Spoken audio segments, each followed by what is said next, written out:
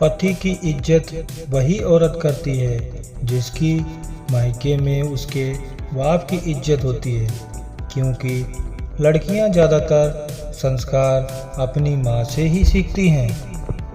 झूठा ही सही, मुस्कुराते रहना जरूरी है। उदास देखकर लोग मजाक बहुत उड़ाते हैं। शरीर में कोई सुंदरता नहीं होती।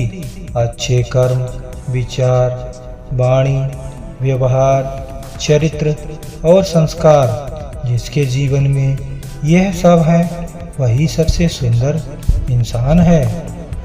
एक अच्छी जिंदगी जीने के लिए कुछ बुरे दिनों से होकर गुजरना पड़ता है। जो लोग दिल के अच्छे होते हैं, दिमाग वाले लोग उनका जमकर फायदा उठाते हैं। मर्यादा सिर्फ उस इंसान के लिए पार करो जो तुम्हारा अंत तक साथ दे सके। अगर राजकुमार की तरह जिंदगी जीना चाहते हो तो पहले बाप को राजा बनाओ, क्योंकि राजा के बेटे ही राजकुमार कहलाते हैं, भिखारी के नहीं। जिन घरों में भाइयों की एकता होती है, उन घरों की तरक्की सबसे ज़्यादा होती है। कड़वी मगर सच्ची बात, पति के सिर पर इज्जत की चादर वही औरत पहना सकती है जिसकी परवरिश एक अच्छी और संस्कारी माँ ने की हो। हाँ, वो स्त्री है। शौक था तो सोने का हिरन मांग लिया, वरना बात जब मर्यादा की आई तो सोने की लंका ठुकरा दी। भरोसा करो लेकिन सोच समझकर, क्योंकि टूटे हुए भरोसे की मरम्मत आसान नहीं होती। जिंदगी में चाहे 10 बार फेल हो जाओ या 100 बार, पर कसम खाओ कि अपनी जिंदगी में आम आदमी बनकर नहीं जीना है। कद्र और वक्त कमाल के होते हैं।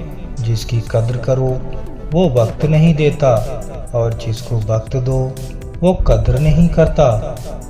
हर बीतता हुआ समय ये बता रहा है कि अगर तुम कामयाब नहीं हुए तो तुम्हारा कोई अपना नहीं होगा।